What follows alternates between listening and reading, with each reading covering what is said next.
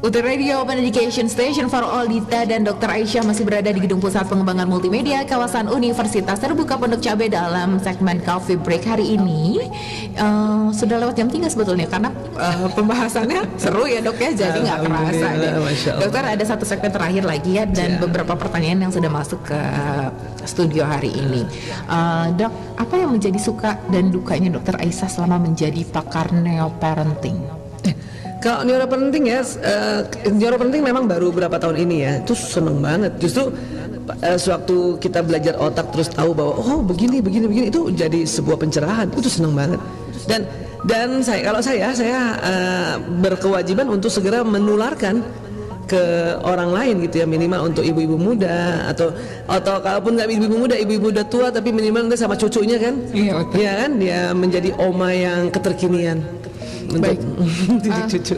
Dok, ngomong-ngomong soal menularkan ya, kalau di kota-kota besar mungkin gampang cara menggapainya begitu ya, memberikan pelatihan ya, ilmu-ilmunya. Lalu bagaimana dengan orang-orang yang di daerah? Ya, mereka suka ngundang. Besok saya ke Gresik. Ke Gresik aja 2 kali seminar, pagi sore. Terus nanti habis itu ke Surabaya lagi. Minggu depan ke Timika. Gitu. Ya, minggu depannya lagi bukan lagi di Palu, tapi 2 jam dari Palu, Parigi. Jadi ada kesadaran ibu-ibu di daerah untuk belajar menjadi orang tua yang lebih asik aja. Jadi berani ngundang loh, berani.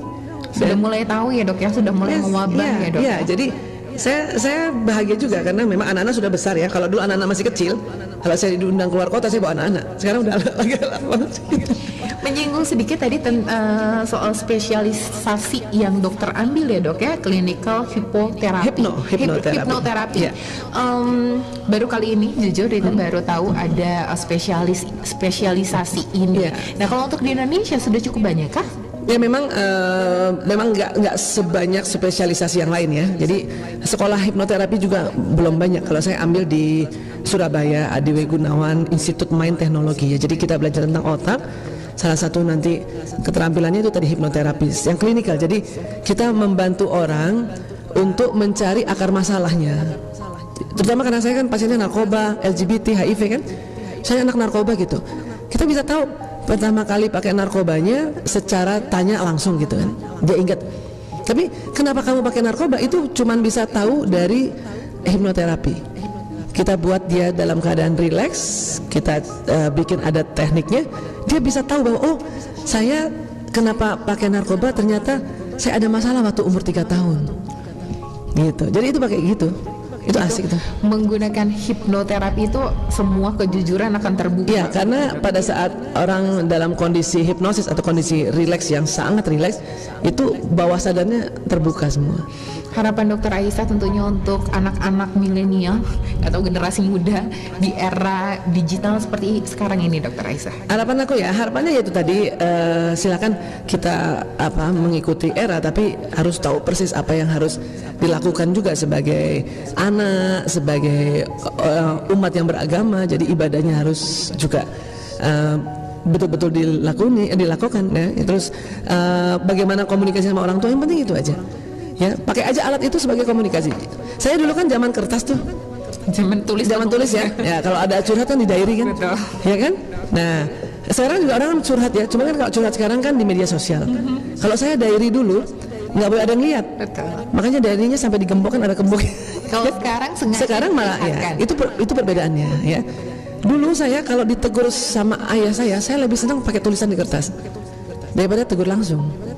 Jadi kalau dulu memang begitu penerapan yang dikeluarkan. Nah, sekarang kalau misalnya era gadget ya, kalau mau tegur anak di gadget aja.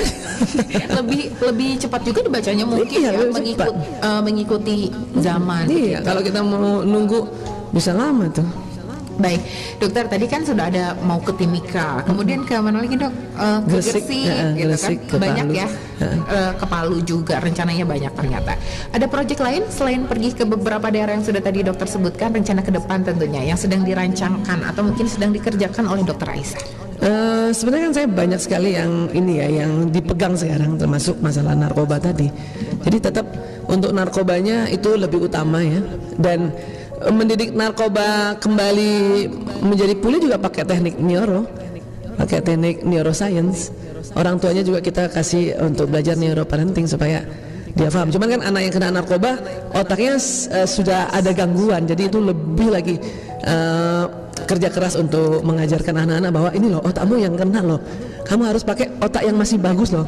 Nah itu yang sampai sekarang saya masih lakukan itu, dan mulai juga mencoba untuk mengajak adik-adik yang lain untuk belajar hipnoterapi untuk bantu sebanyak orang gitu. Biar banyak orang setidaknya misalkan kalau kita sudah tahu ilmunya, ketika keluarga ada yang terkena narkotika atau narkoba itu kita bisa bantu ya, Dok. Betul, atau macam-macam lah itu narkoba banyak banget. Baik, Dokter Aisyah, ternyata sudah banyak pertanyaan yang masuk ke redaksi kita, tapi tidak semuanya dibacakan ya, Dok, karena ini sudah menyangkut waktu. Dokter, ada pertanyaan dari Mary di UT Padang, boleh disapa dulu. Ada Mary. Uni Mary namanya di Padang ya. Apa kabar Uni? Semoga dalam keadaan sehat. Terima kasih Mbak Mary sudah bergabung bersama kami di UT Radio. Selamat siang Dokter Aisyah Dahlan. Siang Mbak Mary. Boleh saya bertanya, apakah benar trauma pada seorang anak akan menyebabkan anak tersebut jadi lamban dalam menerima informasi atau berbicara? Trauma pada saat kecil bisa terbawa sampai dewasakah? Ya, trauma bikin hambatan iya. Dibawa sampai dewasa iya. Karena dia bentuk memori. Pada saat anak-anak masih muda itu memorinya cepat banget menyerap. Apalagi dalam keadaan takut, agak kaget. Nah, cuma itu tadi kalau sudah terlanjur ajak baik-baik lagi, kita minta maaf terus kita bikin sambungan yang baru. Kalau dulu misalnya kita bentak, dia jatuhin gelas, kita bentak, marah, itu masuk tuh. Nah, itu ada sambungan otak yang terjadi memori itu. Nah sekarang kita bikin counter sambungan otak yang lain, karena otak tuh banyak banget, ada 100 miliar sambungannya, bisa triliunan gitu. Jadi bikin sambungan yang baru, ya, yakinkan anak kalau gelasmu jatuh, ya bunda minta kamu bersihkan ya. Itu counter memori namanya. Jadi gitu, harus sering kayak gitu. Jadi kemarin apa ya, aduh minta maaf dulu deh ya, kadang-kadang kita nggak sengaja ya, kaget juga. Nah nanti untuk berikutnya bilang itu tadi. Jadi kalau ada yang gelas jatuh, ada yang jatuh, ya bunda minta kamu segera ambil kain untuk bersihkan. Itu ada sambungan baru yang nanti menetralisir memori lama. Nah biasanya kami kalau para hipnoterapis itu bidangnya itu untuk membantu membuat trauma itu menjadi lebih netral. Bisa pulih begitu ya, Dok ya? Ya paling nggak dia inget tapi nggak kesel banget, nggak marah banget, nggak sakit hati. Baik. Fobia itu kan juga karena kecilnya itu. Karena kecilnya itu. Ya, misalnya anak kecil, ibunya sebenarnya kaget lihat kecoa, ibunya teriak-teriak, dia terekam oleh otak itu. Jadi dia yang memori kecoa juga gitu. Baik. Jadi ya akhirnya kecoa dianggapnya menakutkan begitu ya. Atau itu ada polisi, nanti ada polisi gitu ya. Kalau takut biasanya nggak masalah, tapi kalau misalnya sampai dia trauma sehingga dia tidak bisa nggak mau masuk kamar mandi, nggak mau mandi di kamar mandi karena ada kecoa, itu bahaya itu. Nggak mau pipis di situ. Sembuh dong. Ya itu harus pakai teknik untuk mencari akar masalah dulu di bawah sadarnya, terus kita bantu untuk menterapinya. Pakai hipno itu. Yes, pakai kalau hipno. untuk usia balita atau batita begitu bisa menggunakan. Nggak usah, itu mah orang tua aja minta maaf dulu. Orang masih bagus otaknya. Baik. Bikin orang tua yang jadi hipnotisnya, hipnoterapisnya, ya. Bikin baru dia punya sambungan. Gitu. Baik, dokter, ada satu pertanyaan lagi dari Sheila di UT Aceh. Jauh-jauh ya? Udah jauh-jauh. Ya, Sheila. Terima kasih Mbak Sheila sudah bergabung bersama kami. Bagaimana dok sosialisasi terkait ilmu neoparenting kepada masyarakat? Sosialisasinya, ini memang nggak bisa dahsyat ya. Jadi pelan-pelan buat teman-teman yang sudah belajar neuroparenting, nanti mereka yang mengembangkan lagi gitu ya. Karena ada seminar, ada TOT-nya gitu kan, dan ada juga workshopnya. Karena ada ibu-ibu nih kepengen banget, saya bisa dong ngajarin neuroparenting. Itu bisa kita kasih workshop atau kita training untuk menjadi trainer kembali gitu. Itu bisa itu. Untuk mendapatkan informasi nih, kalau misalkan dokter sedang penyuluhan atau sedang ada acara seminarnya dokter, kita bisa lihat informasi itu dari mana? Di apa ya, di Instagramnya? Ya, ada ya, Instagram yang menebar bahagia. Kalau Instagram aku pribadi dia selalu tersendat untuk informasinya karena terlalu padat dengan kegiatan lain dan bukan era milenial kan, ini bukan era gadget ini. Betul. Kalau nulis itu ya menebar bahagia semesta. Bahagia semesta. Iya, semesta. Menebar bahagia. Nanti kalau semesta pakai semesta nggak bisa, berarti nggak pakai semesta tuh menebar bahagia. Baik, nanti akan kita informasikan. Satu pertanyaan terakhir sebelum kita berpisah hari ini, Dokter Aisyah. Pesan yang ingin disampaikan oleh Dokter Aisyah kepada pelaku bullying dan tentunya korban bullying maupun hate comment. Buat pelaku bullying, waduh, itu hati-hati. Kapan apa yang kita omongkan itu akan berbalik pada kita. Itu hukum alam. Ya, kita bully teman kita, dia akan berbalik sama kita. Mungkin bukan kita, anak kita juga yang dibully orang. Karma. Keadilan Tuhan ya. Ya ada.